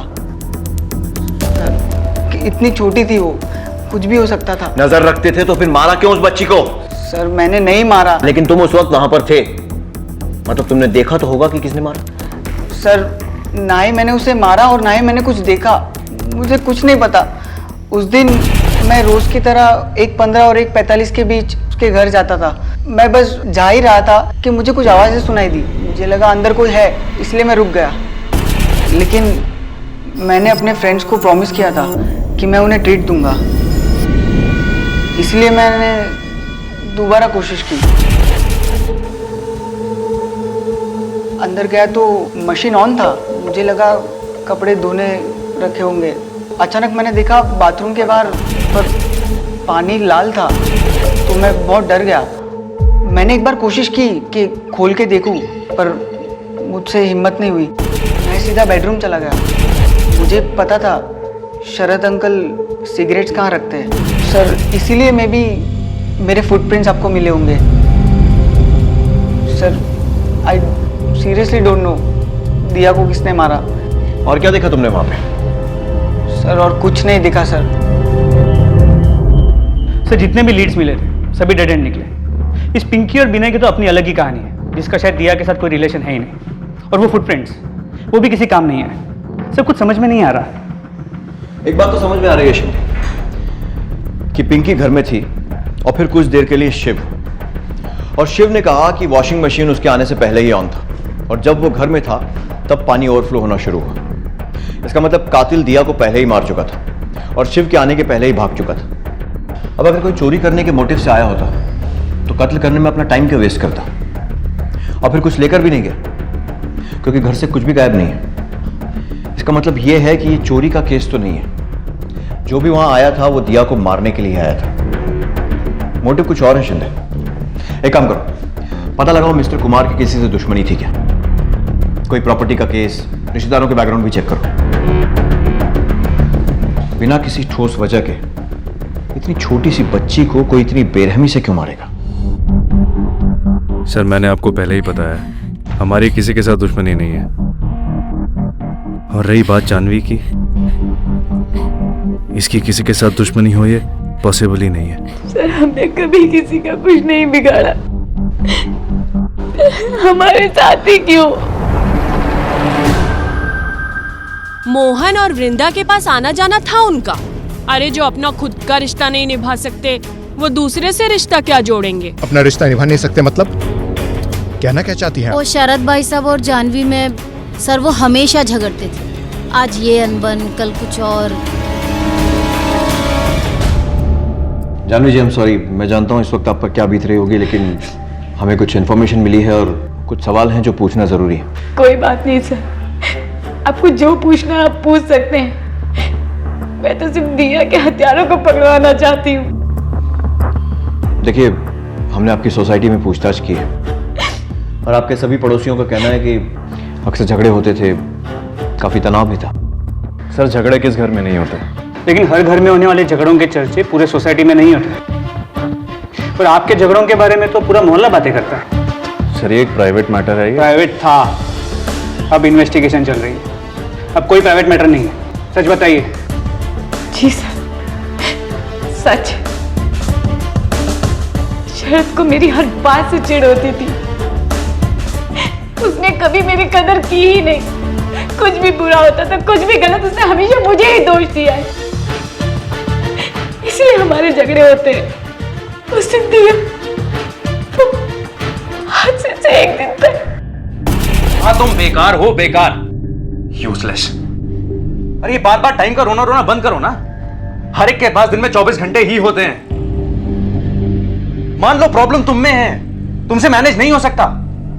अरे लुक अराउंड यार, सोसाइटी में देखो, औरतें जॉब भी करती हैं और एक नहीं दो दो बच्चे बड़े करती हैं, फिर भी अपने पति के पास उनके लिए टाइम होता है।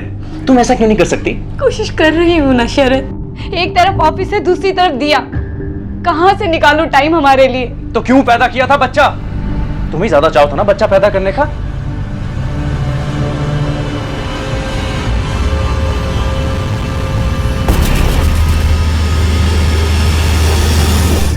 पता नहीं सर उसे क्या हो जाता था।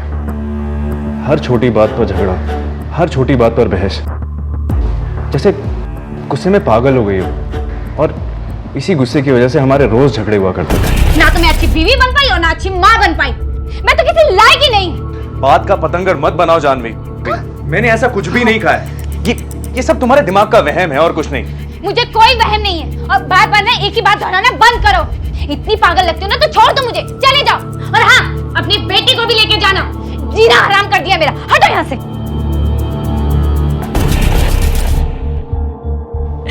सर दिया मेरा सब कुछ थी और इसी बात से शरद को चिढ़ होती थी। चिढ़ता था उससे, हमेशा कोसता रहता था उसे।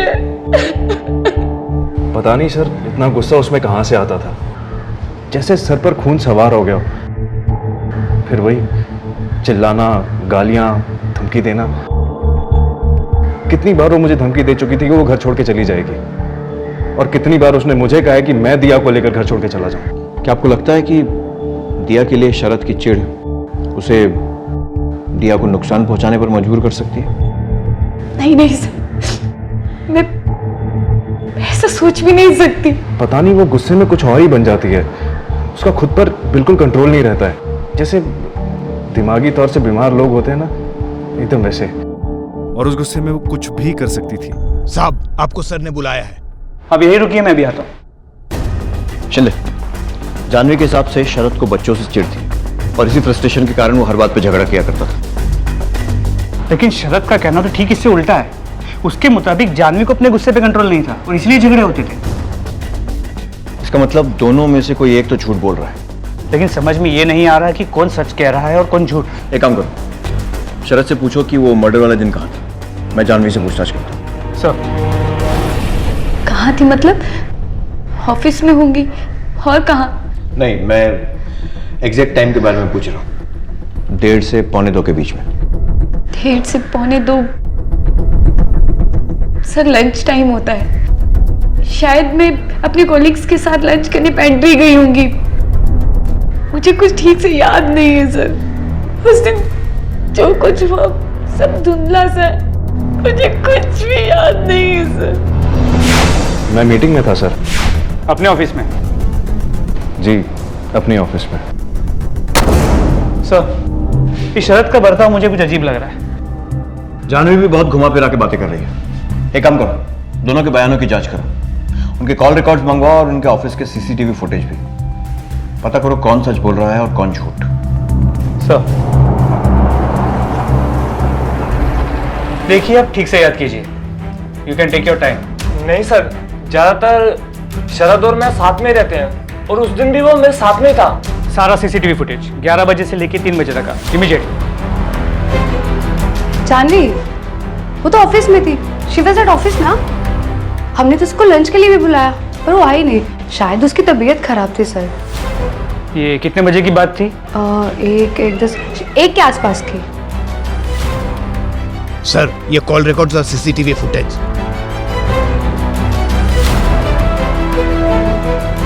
सर, शरद और जानवी के फोन कॉल रिकॉर्ड्स और ये उनके ऑफिस के सीसीटीवी फुटेजेस। क्या लगता है? मेरा शक तो अब भी शरद पे है। क्यों? सर, हमने शरद के ऑफिस के कलीग अमर से पूछताछ की थी। उसने कहा था कि वारदात के वक्त शरद उसके साथ है। फिर हमने शरद के फोन रिकॉर्ड्स को चेक किया तो पता चला इंट्रोगेशन से 1 दिन पहले उसने अमर से बातचीत की थी। तो हमने अमर से फिर से सख्ती से पूछताछ की। सॉरी सर, मेरा कोई गलत इरादा नहीं था। वो शरद ने मुझे झूठ बोलने के लिए कहा था। सर, अगर वो बेगुनाह होता तो झूठ बोलने के लिए क्यों कहता? शिंदे, शरद का ऑफिस उसके घर से काफी दूर है, लेकिन वो कुछ घंटों के लिए गायब था, राइट? राइट, और वो ऑफिस वापस आया ही नहीं। इसका मतलब उसके पास इतना टाइम था कि वो अपने ऑफिस से घर पहुंचकर काम करे और वापस निकल ले। जबकि जानवी का ऑफिस उसके घर से सिर्फ 8-10 मिनट की दूरी पर है और उसके कलीग जो लंच पर गए थे उन्होंने भी उसे आखिरी बार ऑफिस में ही देखा था। एक काम करो, जानवी के ऑफिस का सीसीटीवी फुटेज लगाओ।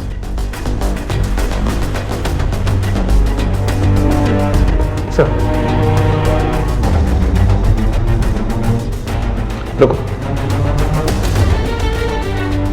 ये देखो, ऑफिस से निकली 1:15 बजे और कॉल रिकॉर्ड्स के हिसाब से जिस फोन पर वो झगड़ रही थी शरद का है। तो फिर वो कहाँ गई? सर यहाँ तो दोनों पति पत्नी झूठ बोल रहे हैं। शिंदे, मुझे लगता है थोड़ी सख्ती से पूछताछ करने की जरूरत है। एक काम करो, बुलाओ दोनों को फिर से। सर ये सब क्या है? इस तरह मुझे लॉकअप। सवाल मैं पूछूंगा, तुम सिर्फ जवाब दोगे, समझे? झूठ क्यों बोला और अमर से भी झूठ बुलवाया? क्या छुपाना चाहते थे? यही कि दिया का मर्डर तुमने किया है? सर मैं अपनी बच्ची को क्यों मारूंगा? मैंने कोई झूठ नहीं बोला। एक बार झूठ बोल चुके हो, दोबारा वो गलती मत करना, समझे? हमारे पास तुम्हारे ऑफिस का सीसीटीवी फुटेज है। तुम किसी मीटिंग में नहीं थे। सर एक झूठ बोला मैंने, मेरी कोई मीटिंग नहीं थी, मैं फिल्म देखने गया था। फिल्म? सर रोज वही ऑफिस, वही घर, जानवी से झगड़े, मैं तंग आ गया था सर। मुझे बस अपने लिए थोड़ा वक्त चाहिए था। लेकिन झूठ क्यों बोला? तो और क्या बोलता सर? वहां मेरी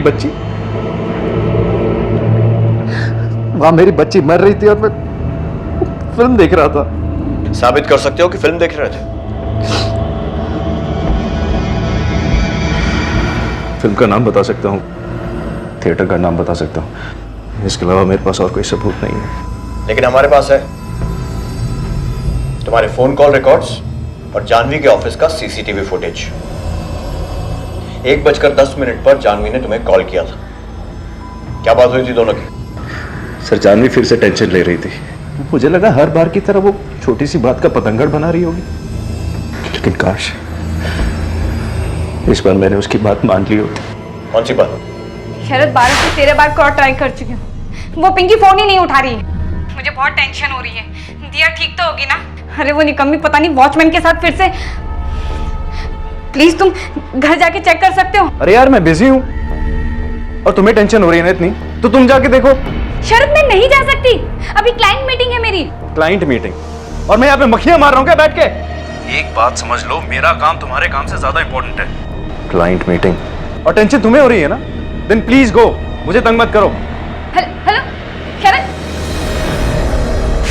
मेरा घर से वक्त पर ऑफिस पहुंचना इम्पॉसिबल था सर। मुझे क्लाइंट मीटिंग की तैयारी भी करनी थी और शरद समझने के लिए तैयार ही नहीं था, इसीलिए मुझे उस पर गुस्सा आ रहा था। लेकिन अब तक था कि मुझे घर चले जाना चाहिए था, जो मेरी बेटी आज मेरे साथ होती। लेकिन तुम कहीं तो गई थी। हमारे पास तुम्हारे ऑफिस का सीसीटीवी फुटेज है। कहाँ गई थी? सर मेरे कलीग्स लंच करने पेंट्री गए थे। उन्होंने मुझे भी बुलाया था लेकिन मैंने मना कर दी। मैं थोड़ा वक्त अकेले बिताना चाहती थी। ऊपर से मुझे शरद में गुस्सा आ रहा था। मैं थोड़ी देर के लिए नीचे पार्क में बैठने चली गई और फिर जल्दी ही वापस ऑफिस में भी आ गई थी। इतने में मुझे फोन आया दिया के बारे में इन्फॉर्म करने के लिए। अरे मुझे घर चले जाना चाहिए था। मैंने अपनी बेटी खो दी, मैंने दिया को खो दिया। पुलिस को अब यकीन हो गया था कि दिया का कातिल उसी के माँ बाप में से कोई एक है, लेकिन कौन, ये एक उलझा हुआ रहस्य बनता जा रहा था। शरद का झूठ पकड़ा गया था और इसीलिए शक का शिकंजा उसे ज्यादा तेजी से घेर रहा था। लेकिन एक अहम कड़ी की पुलिस को अब भी तलाश थी और वो थी इस कत्ल का मोटिव, कत्ल की वजह। आखिर वो क्या वजह हो सकती थी कि जो एक माँ या पिता को अपनी ही संतान की इतनी बेरहमी से जान लेने पर मजबूर कर दे। बदकिस्मती से हम एक ऐसे युग में जी रहे हैं जहां संगीन से संगीन अपराध आम बन चुका है और गहरे से गहरा रिश्ता खोखला। सर हर एंगल की जांच कर ली लेकिन कहीं कुछ नहीं मिला। दोनों में से किसी की भी शादी के बाहर कोई अवैध संबंध नहीं है, ना ही किसी के सर पे कोई लोन। सर दोनों के बैंक स्टेटमेंट। ऐसी कोई वजह नहीं है कि इन दोनों में से किसी ने भी इतना संगीन कदम उठाना चाहिए। दोनों के बैकग्राउंड बिल्कुल क्लियर है। शायद हम दाग देख नहीं पा रहे हैं शिंदे। फोन कॉल रिकॉर्ड दिखाओ। CCTV footage.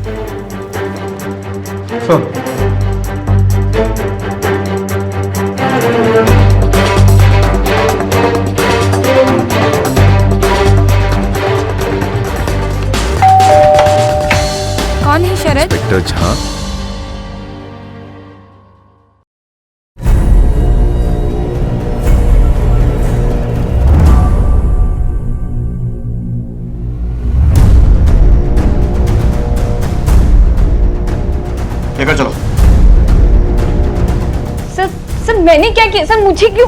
क्योंकि अब तक हम गलत डायरेक्शन में देख रहे थे। दिया की मौत से पहले के तुम्हारे फोन कॉल रिकॉर्ड्स, लेकिन उसके खून के बाद वाले फोन कॉल रिकॉर्ड चेक करने पर साफ पता चलता है कि जब दिया का खून हुआ था उस समय तुम इसी एरिया में थी। तुम्हारे पड़ोसियों के वो सारे मिस्ड कॉल जो तुमने अपने फोन पर रिसीव किए थे वो इसी एरिया में ट्रेस किए गए हैं, जिनका तुमने अपने ऑफिस वापस जाकर रिप्लाई किया था। और इसीलिए तुम्हारा ऑफिस अपने घर के ज्यादा पास होने के बावजूद तुम और शरद एक ही टाइम पर घर पहुंचे थे। सर ये क्या बकवास? बकवास नहीं है, हमने तुम्हारे ऑफिस का सीसीटीवी फुटेज चेक किया है और हमने उस पल को गौर से देखा है जब तुम्हारे फोन पर तुम्हारे पड़ोसियों का फोन आया था। वो पल जब तुम्हें तुम्हारी बेटी की मौत की खबर मिली थी। इतनी बुरी, दिल दहला देने वाली खबर सुनने के बाद भी तुम्हारे चेहरे पर कोई सदमा नहीं था, कोई पैनिक नहीं था। जितनी बौखलाहट अभी है ना तुम्हारे चेहरे पर, उसकी 10% बौखलाहट की झलक भी उस पल, उस समय तुम्हारे चेहरे पर नजर नहीं आई। क्यों? क्योंकि इसे मालूम था कि दिया के साथ क्या हुआ है। शरद, तुम फंस चुकी हो जान। तुम्हारे खिलाफ सबूत जुटाने में हमें जरा भी टाइम नहीं लगेगा। मालूम है क्यों?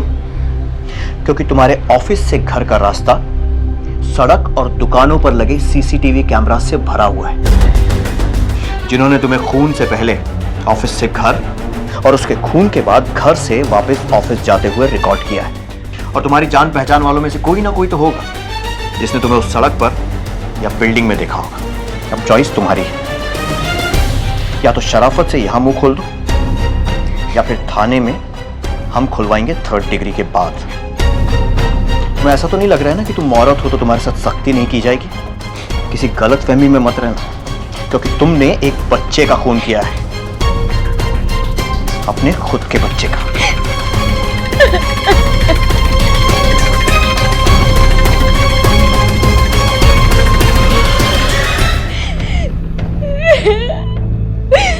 सर मैं उसे नहीं मारना चाहती थी, मैं उसे नहीं मारना चाहती थी।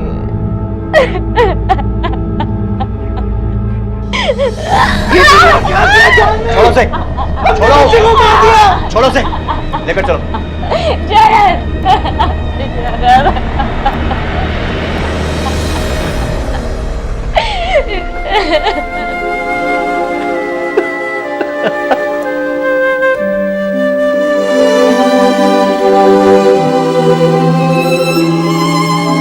दिया,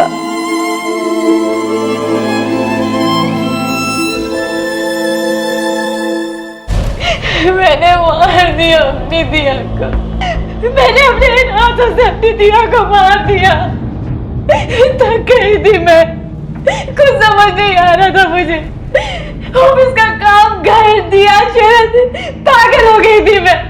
नाकामयाब माँ, नाकामयाब बीवी, और शरद से तो कोई उम्मीद ही नहीं थी, ना किसी और से।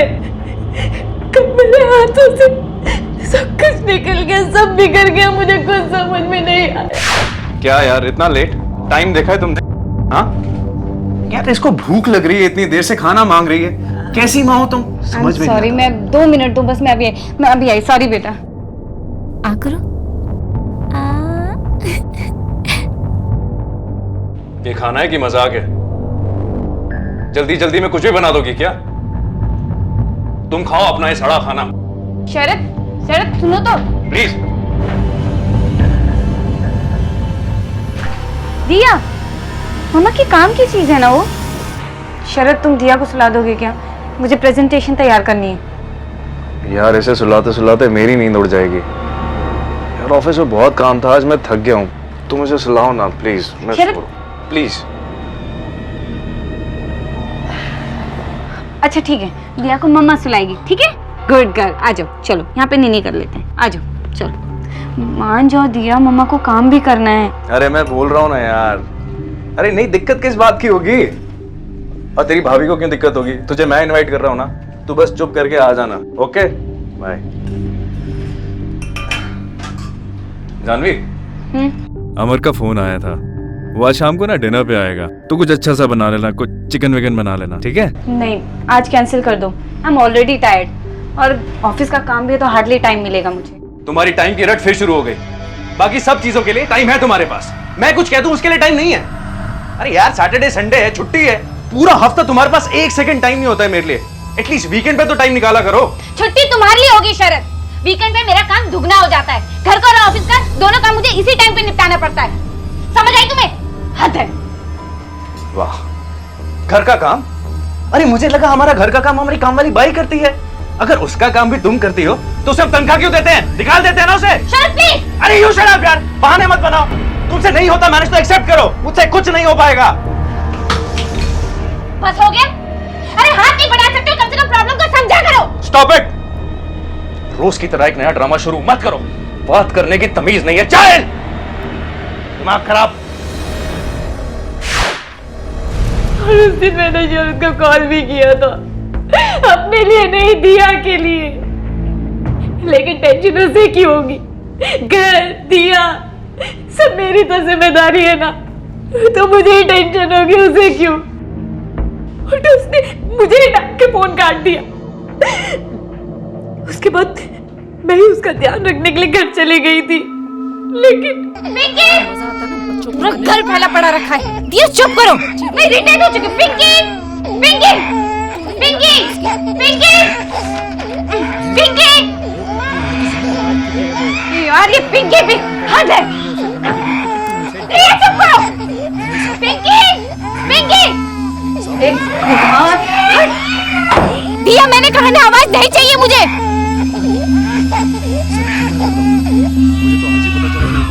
दिया चुप करो। रिमोट।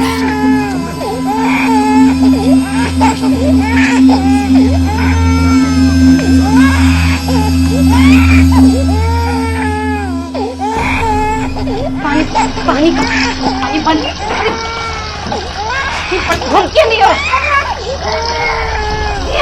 ये आवाज नहीं चाहिए, चुप रहो। ये पानी में बंद नहीं हो रहा। मैंने भागकर अपनी बेटी को मार दिया। मेरे को आवाज नहीं चाहिए, मैंने कहा ना, तुम्हें समझ में नहीं आती है। खाना बंद क्यों नहीं हो रहा पानी? चुप रहो। सॉरी दीदी, बस बहाने मत बनाना। We're getting late. तुम्हारे हमेशा की नखरे। मुझे आवाज नहीं चाहिए, मैंने कहा तुम्हें एक बार में समझ क्यों नहीं आता है? बेकार हो बेकार। हर एक के हाथ में 24 घंटे ही होते हैं। क्यों पैदा किया था बच्चा? अरे यू शट अप यार। मुझ पर और दुनिया पर अरे हाथ नहीं बढ़ा सकते, कम से कम प्रॉब्लम को समझा करो। तुमसे नहीं होता मैनेज तो एक्सेप्ट करो। क्या यार इतना लेट? अरे हाथ नहीं बढ़ा सकते, कम से कम प्रॉब्लम को समझा करो। तुमसे नहीं होता मैनेज तो एक्सेप्ट करो। बस बहाने मत बना। दिया बता दे।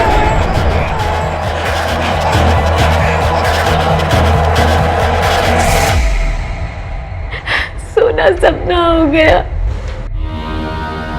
वो घर, वो शोर, वो बेबसी सब खत्म करना चाहती थी मैं खुद को भी खत्म कर देना चाहती थी। फिर अचानक एहसास हुआ कि सारा शोर ही खत्म हो गया। अपनी सांसों को महसूस कर पा रही थी मैं। फिर समझ में आया कि दिया, मैं मशीन से दिया को बचाने के लिए भागी, लेकिन अचानक दरवाजा खोलने की आवाज आई। मुझे लगा पिंकी होगी, वो दिया को बचा लेगी। मैं डर गई थी, इसलिए मौका देख के मैं वहां से भाग गई। या तो मेरे लिए सब कुछ थी, फिर मैंने ही अपनी बेटी को, सबसे लड़की गलती है, उसने मुझे पागलपन के साथ तक धकेल दिया। मैंने अपनी बेटी को मार दिया। कई युगों पहले चाणक्य ने कहा था, क्रोध यमराज है, क्रोध अंत है। आज का हमारा आधुनिक जीवन रोज हमारे चारों ओर चीख चीख कर इस पुरानी कहावत का प्रमाण दे रहा है। भागदौड़, संघर्ष और परेशानियों भरे जीवन में अक्सर एक किस्म का दबाव पैदा होता है। हम में से कुछ लोग इस दबाव को झेल पाते हैं, लेकिन कई लोग ऐसे भी हैं जिन्हें यह दबाव एक घोर अपराध की ओर धकेल देता है। आसान नहीं है आजकल जिंदगी, खासकर उन महिलाओं के लिए जो एक साथ कई जिम्मेदारियां निभाती हैं। एक पत्नी की जिम्मेदारी, एक गृहिणी की जिम्मेदारी और खासकर एक माँ की जिम्मेदारी। अगर एक महिला मेहनत कर घर के आर्थिक विकास में योगदान कर सकती है, तो क्या यह पुरुष का फर्ज नहीं बनता कि वो घर की अन्य जिम्मेदारियों में महिला का साथ दे, उसे सहयोग दे?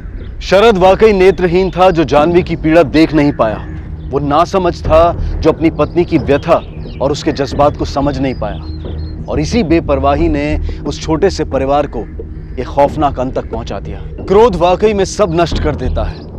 अपने घरों में, अपने परिवारों में अपनी समझ में मौजूद इस दबाव को, इस क्रोध को नजरअंदाज ना करें, सतर्क रहें। अब मैं अनूप सोनी आपसे विदा लेता हूं। फिर मुलाकात होगी अगले एपिसोड में एक और चौंका देने वाले केस के साथ।